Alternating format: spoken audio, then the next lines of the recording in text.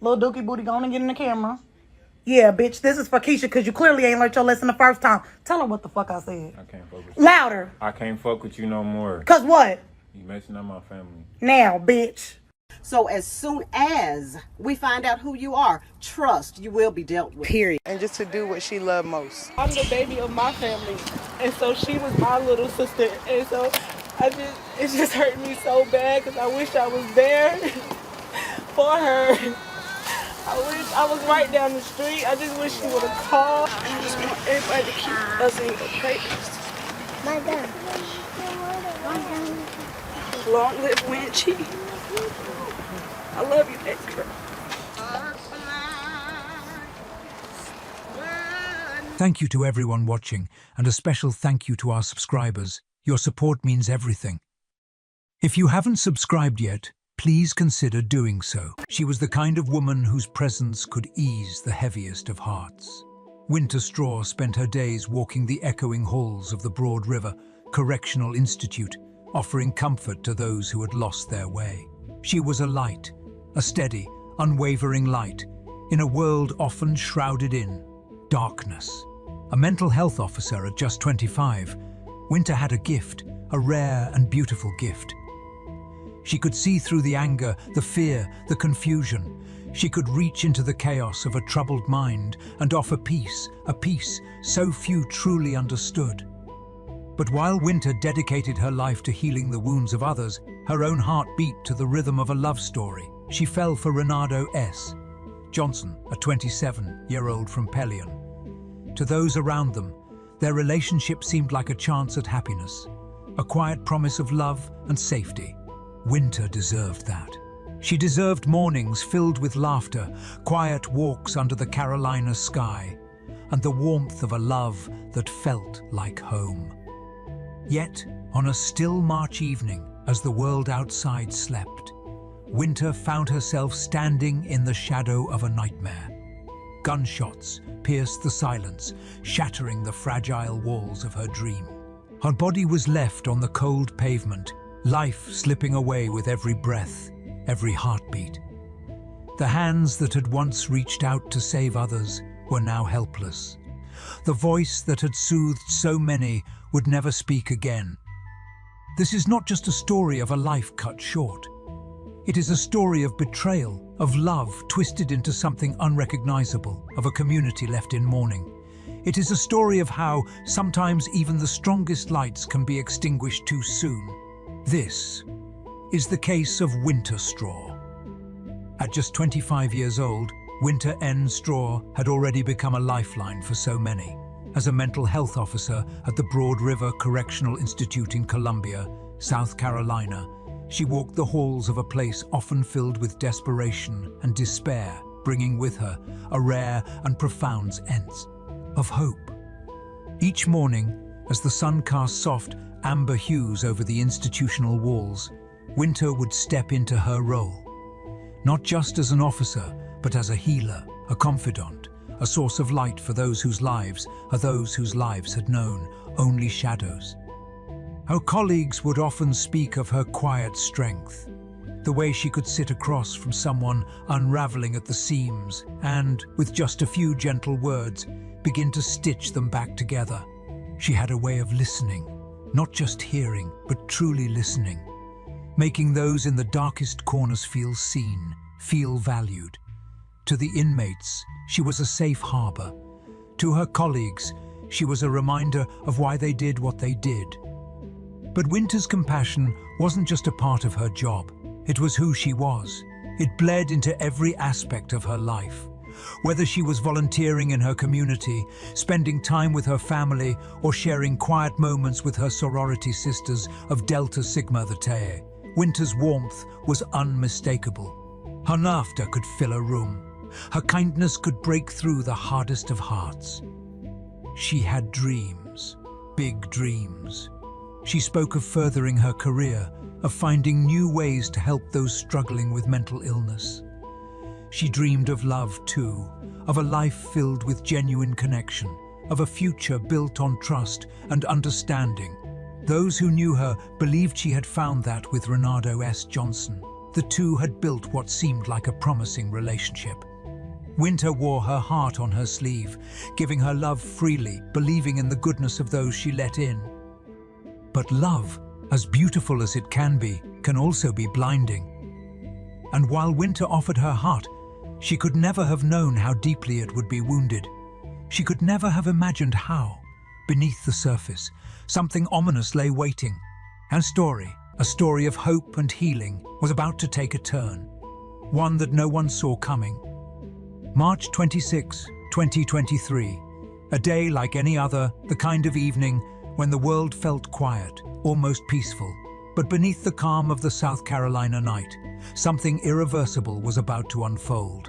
It was in the 700 block of Mallet Hill Road, where the soft hum of streetlights bathed the pavement in a pale glow that the silence was shattered. Neighbors would later recount hearing the sharp crack of gunfire, one shot, then another and another. It was a sound that cut through the night, leaving a trail of fear in its wake.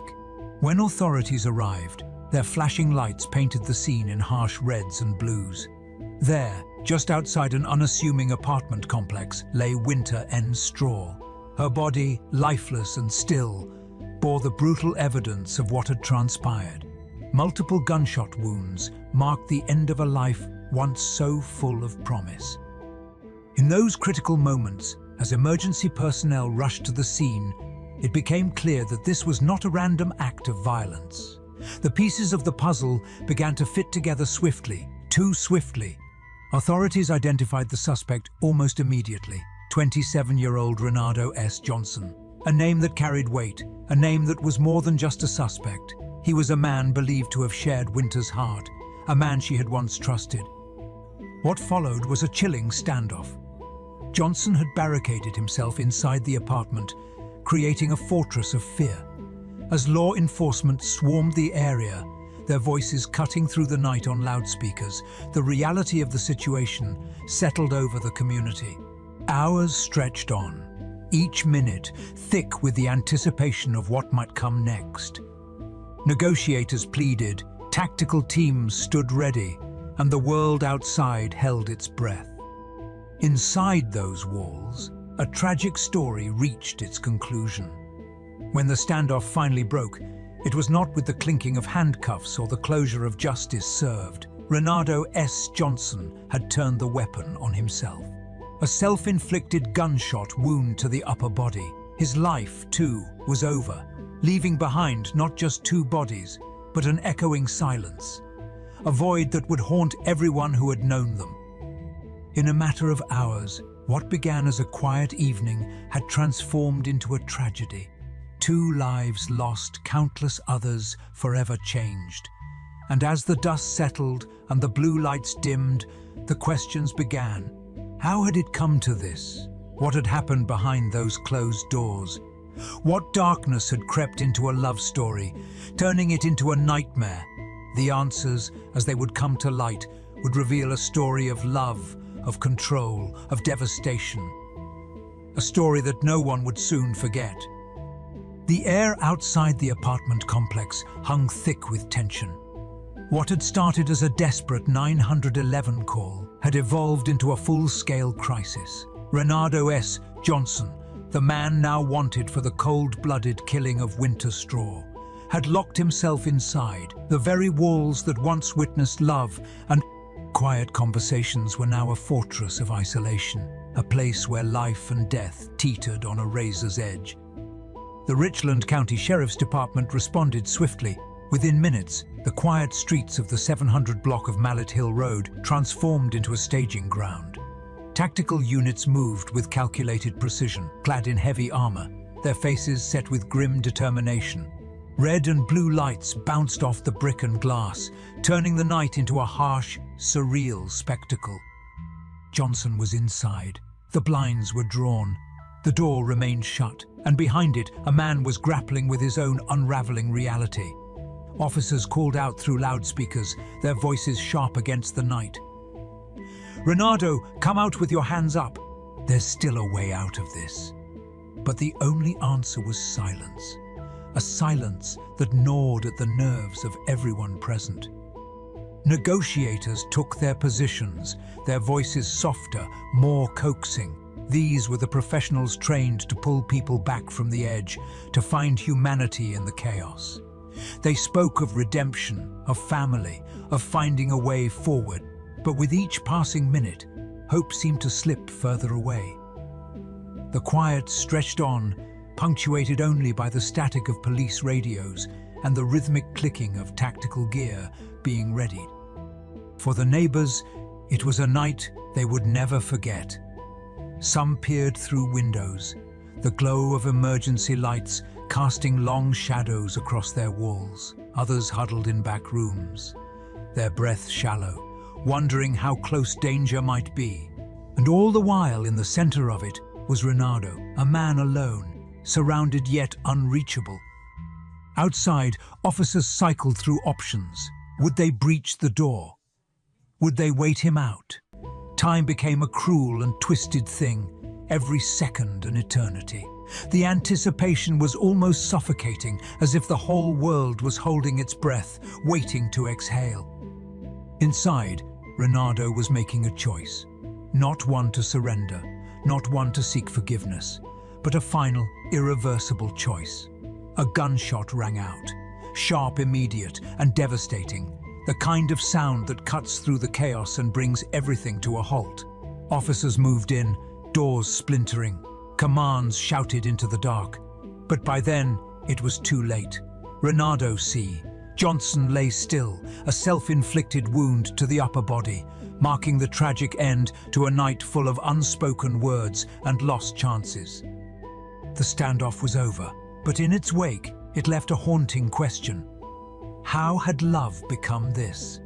How had two lives, once intertwined by affection, reached such a violent and tragic end? The answers lay somewhere in the shadows of that apartment, among the echoes of a gunshot and the silence that followed. As the long, suffocating hours of the standoff came to an end, a single gunshot shattered the night. It was sharp, immediate, a sound that pulled the air from every chest, that stilled every breath. Officers rushed in, boots pounding against the concrete, voices echoing through the dimly lit halls of the apartment complex. Guns drawn, flashlights cutting through the shadows, they moved with the practiced urgency of those who had seen too much. But this time, the outcome was already sealed. Inside, they found Renato S. Johnson. His body slumped against the wall, a self-inflicted gunshot wound to his upper body. The weapon, a cold, unblinking witness to his final act, lay at his side. Blood had begun to pool, dark and unforgiving, spreading slowly over the worn carpet. The scene was stark, a portrait of isolation and despair painted in shades of red and grey. Paramedics pushed through the narrow doorframe, their equipment rattling, their expressions set. They worked with the speed and precision that only comes with experience, hands moving over wounds, checking pulses, administering life-saving measures. There was no room for hesitation. Not now. Not when a life, no matter how broken, still clung to the edge. They loaded him onto the stretcher, the white sheet beneath him quickly stained. The straps were fastened, machines connected, and the team moved him out, down the hallway, through the crowd of officers whose faces showed a mix of relief and resignation. Outside, the ambulance doors swung open, swallowing him into a small, sterile world of beeping monitors and fluorescent lights. The doors closed with a hollow thud, and the vehicle pulled away, its sirens cutting through the stillness of the night. Inside the ambulance, the paramedics did everything they could. Chest compressions, IV lines, emergency medications. Each action a defiant stand against the inevitability of death. But Renato was slipping away, his life unraveling with every beat of his heart, each one weaker than the last. His eyes, if they opened at all, would have seen only fragments of light, blurred faces, and the dim awareness that the end was near. At the hospital, the emergency room team stood ready. The doors opened, the gurney wheeled in with swift precision. Doctors and nurses moved in concert, a practiced orchestra of urgency. They shocked his heart, pumped air into his lungs, fought against the clock with every tool they had. But beneath the harsh lights, amid the sterile smell of antiseptics and the rhythmic hiss of ventilators, time ran out. At 2:47 a.m., Renato S. Johnson was pronounced dead.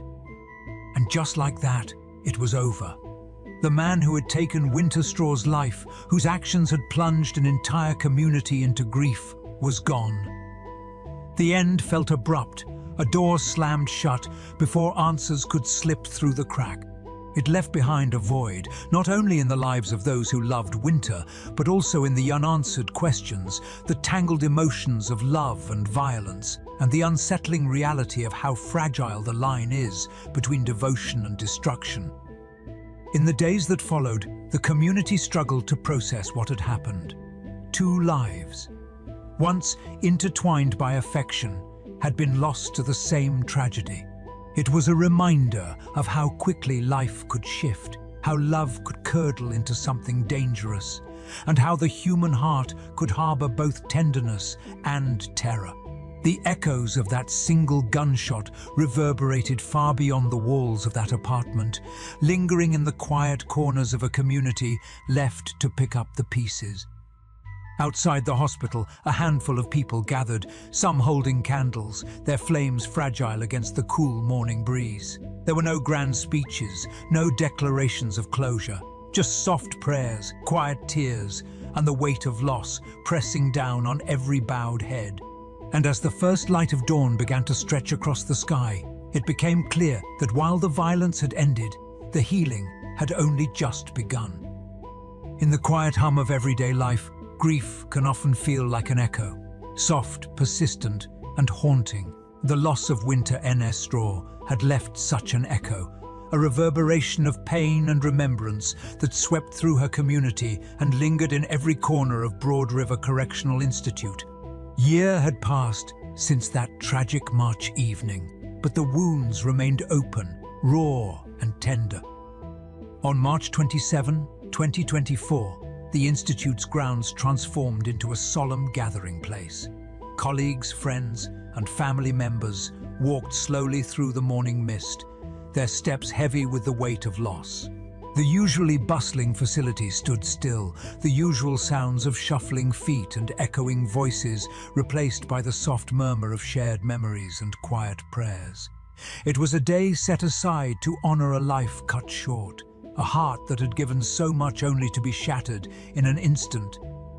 At the center of the gathering stood a new addition to the grounds, a vibrant purple bench, its color bold against the muted tones of the surrounding landscape. Purple, a hue associated with Winter's sorority, Delta Sigma Theta, and a symbol of strength, wisdom, and compassion. The bench wasn't just a piece of metal and paint. It was a message, a reminder that Winter's legacy of kindness and care would not be forgotten. The dedication ceremony began with soft music, a hymn that drifted through the air, wrapping itself around those who had gathered.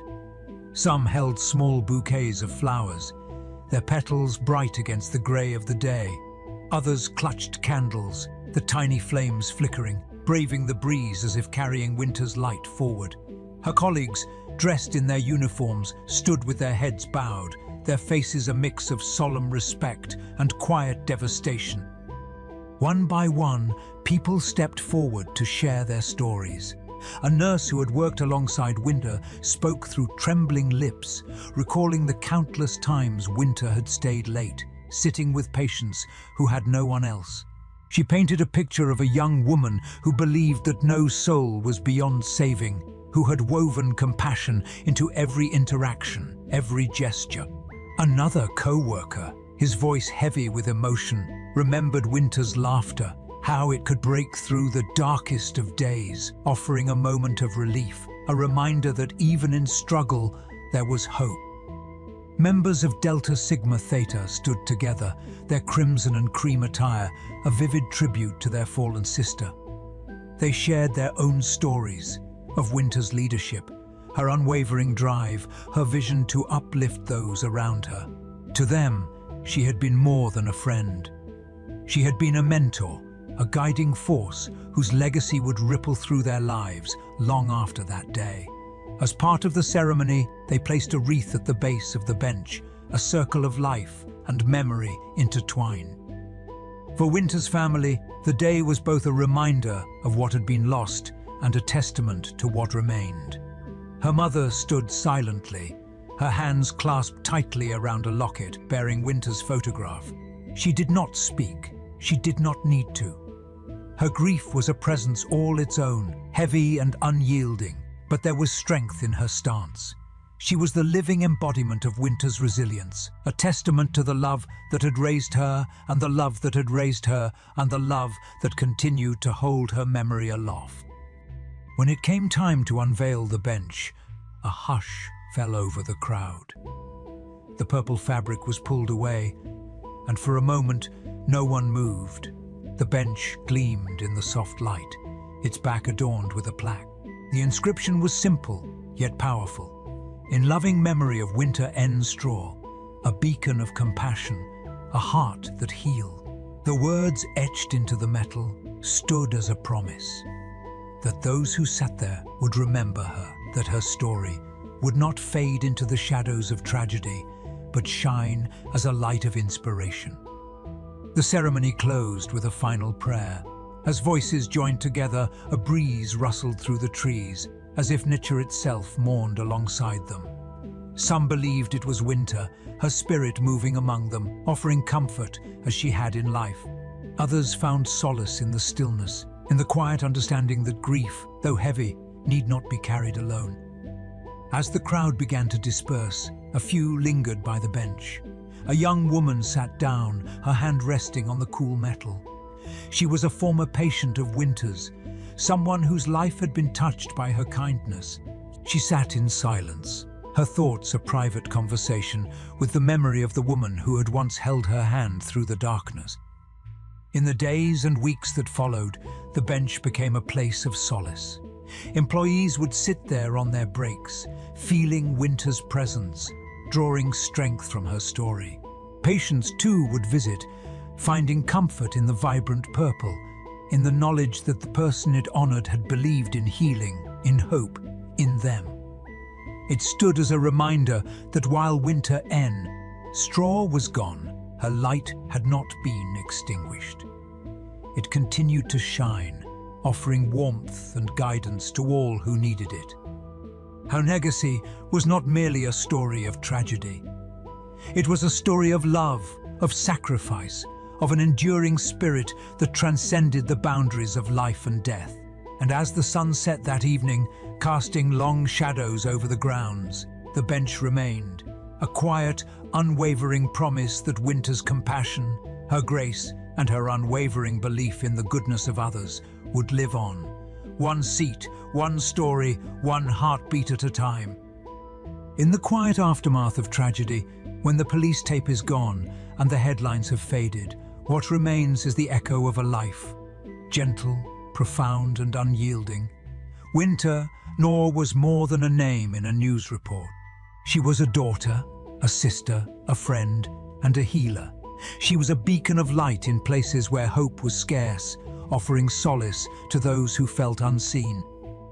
Her story, however, is not merely about how she died. It is about how she lived. It is about the countless lives she touched within the walls of Broad River Correctional Institute, where compassion often felt like a scarce commodity. It is about the warmth she brought to the cold, sterile halls of a mental health ward, the laughter she shared during quiet moments, the patience she extended to those struggling in the dark corners of their minds. Her legacy is etched not only on a purple bench beneath the open sky, but also in the hearts of those who sat with her, those who found comfort in her words, those whose burdens felt a little lighter because she chose to carry them, even if only for a while. The purple bench, with its vibrant hue, stands as a quiet testament to a life dedicated to service. It invites the weary to sit, to breathe, to remember, and as people pass by, they read the inscription, "In loving memory of Winter N. Straw," a beacon of compassion, a heart that healed. The words are simple, Yet their meaning runs deep through every tear shed, every candle lit, and every life touched by Winter's unyielding kindness. Her colleagues still speak of her in present tense, as if she might walk through the doors at any moment, her smile brightening the room. Patients who once found solace in her presence now find comfort in her memory, drawing strength from the legacy she left behind. Her family, though forever marked by loss, continues to carry her torch, advocating for mental health awareness and support for those whose voices often go unheard. Even in death, Winter's influence grows. Her story has become a call to action, a reminder that kindness is not a small thing. It is a force. It is a ripple that expands, touching shores far beyond where it began. It teaches us that in a world often defined by harshness and cruelty, there is a quiet power in gentleness, an undeniable strength in compassion. But beneath the surface, beneath the mourning and the tributes, there remains an ache, a longing for answers that will never come, for moments that were stolen, for a future that will remain forever unwritten. There is a darkness to her story, a reminder of how fragile life can be, of how those who give the most often carry burdens we cannot see. As the sun sets over the purple bench, casting long shadows across the grass, Winter's story does not end. It continues, woven into the fabric of her community, whispered through the leaves of the trees, etched into the minds of those who choose to sit, to reflect, to carry her spirit forward. She may be gone, but her legacy remains, an eternal flame in the hearts of those who believe that kindness can heal, that love can transcend, and that even in the darkest of times, hope can find its way home.